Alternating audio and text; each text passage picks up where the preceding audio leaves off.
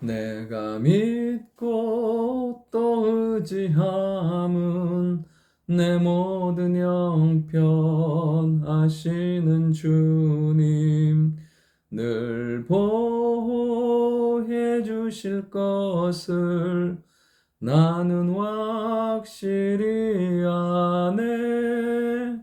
아멘. 하나님 말씀 사무엘하 19장 21절부터 30절까지의 말씀입니다.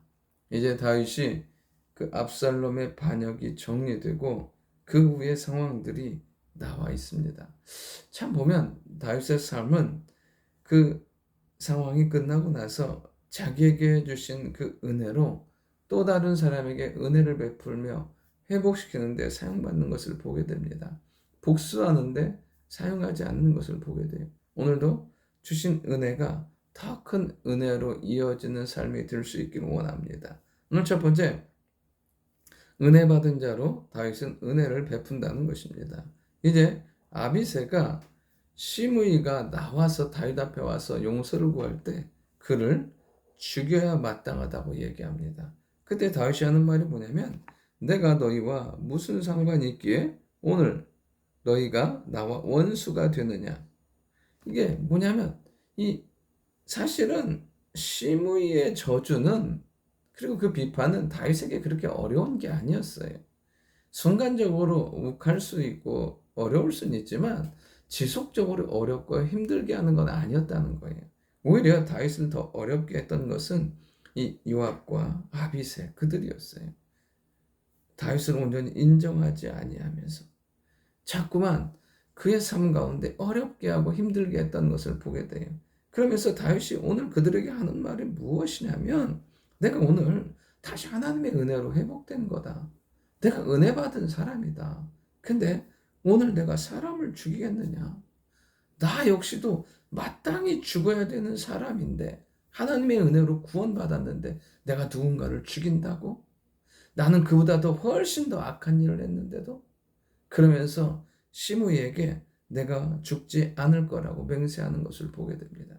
우리가 살아가면서 정말 중요한 게 하나 있습니다.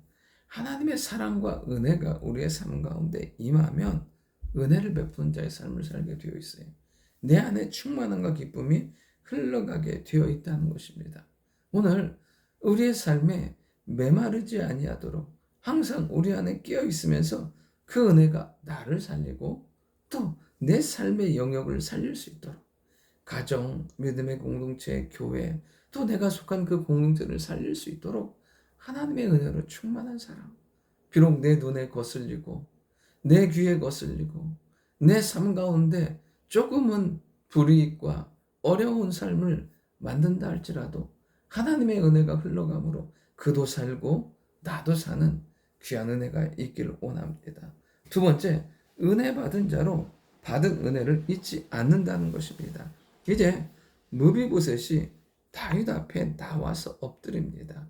그런데 그의 모습은 왕이 떠난 날부터 평안히 돌아오는 날까지 그의 발을 맵시내지 아니하며 그의 수염을 깎지 아니하며 옷을 빨지 아니한 것들을 보게 돼요.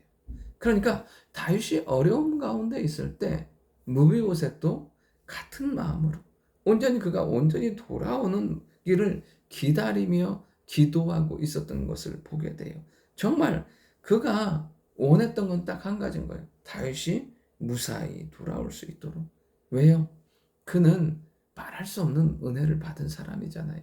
마땅히 죽어야 되고 그 어떠한 명분도 없는데 다윗이 그를 돌보고 왕자의 하나와 같이 되고 항상 식탁에 같이 머물게 하는, 말 그대로 그의 삶에 많은 은혜를 베풀었어요. 그런데 그것을 잊지 아니에요. 여러분, 시바가 자꾸 이 무비보셋을 모함하는 것은 돈 때문이잖아요. 그 돈을 좀 가져가려고. 그런데 이 무비보셋에게는 그 돈이 그닥 중요하지 않았어요. 여러분, 우리의 삶 가운데 하나님 앞에 은혜로 받지 아니한 게 없어요. 당연한 것들이 하나도 없어요. 그렇다면 우리가 해야 될 것은 무엇이냐면 주신 은혜에 감사하는 거예요. 그리고 그 은혜에 찬송하는 거죠. 여러분, 우리가 하나님께 받은 것들을 헤아려 보잖아요. 여러분, 그때부터 은혜가 더 하나님의 은혜와 섭리를 발견하게 돼요. 여러분, 은혜는 두 가지인 거예요. 첫 번째, 발견하는 거예요. 내 삶 가운데 은혜를 주신 것이 얼마나 많은지를 찾고 발견하는 거예요. 그리고 두 번째, 그 은혜에 감사하는 거예요. 그러면 정말 하나님 앞에 감사하게 되죠. 그러면 온전히 그 은혜를 누리는 삶이 되게. 오늘 우리가 하나님 안에서 주신 은혜, 받은 은혜 잊지 아니하고 발견하고 감사하고 누리는 귀한 하루가 될 수 있길 원합니다. 세 번째, 은혜 받은 자로 만족하며 감사한다는 것입니다. 이제 이 무비보셋이 시바로 인해서 다윗을 쫓아가지 못했던 이야기를 다 해요. 그러자 29절에 보면 다윗이 네가 어째야 이 일을 말하느냐. 내가 이르노니 너는 시바와 밭을 나누라. 사실은 이 상황을 물어본 것은 다윗이었어요. 그리고 이미 시바에게 이 모든 걸 다 줬다고 얘기했어요.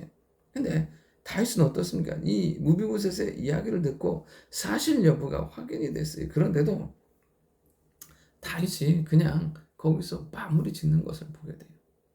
자기가 한 말도 있고, 그리고 사실 상황이 지금 아들이 죽은 상황이잖아요.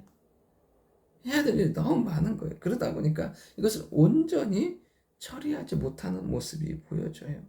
그런데 중요한 건 뭐냐면 무비보셋은 그거에 연연해하지 않아요. 30절에 보면 왕께 아뢰되 내 주 왕께서 평안히 왕궁에 돌아오시게 되었으니 그로 그 전부를 차지하게 하옵소서 하니라. 무비보셋에게는 그것이 그렇게 중요하지 않았던 거예요. 다윗이 돌아오는 것이 중요했던 거죠. 그러면서 정말 감사하며 나아가는 것을 보게 돼요. 여러분, 사실 우리 안에 있는 기쁨과 감사는 어느 누구도 빼앗을 수 없어요. 왕도 사람도. 물질이 다 빼앗긴다고 해서 기쁨까지 빼앗기는 건 아니에요. 우리가 그 물질에 기쁨까지 묻어서 함께해서 빼앗기는 거죠. 사람과의 관계도 마찬가지예요. 사람과의 관계가 멀어질 수 있지만 우리 안에 있는 기쁨까지 그 사람과 함께 보내버리는 거죠. 오늘 우리가 어떤 환경 가운데서도 기쁨은 빼앗기지 아니하고 그 기쁨과 즐거움을 누리며 살아가는 귀한 하루가 될 수 있기를 원합니다. 좋으신 아버지 하나님, 은혜 받은 자로 은혜 베푸는 삶이 되게 하시고 그 은혜 잊지 아니하고 감사하며 주가 주신 기쁨을 누리는 귀한 하루 되도록 역사하여 주옵소서. 예수님의 이름으로 기도드립니다. 아멘.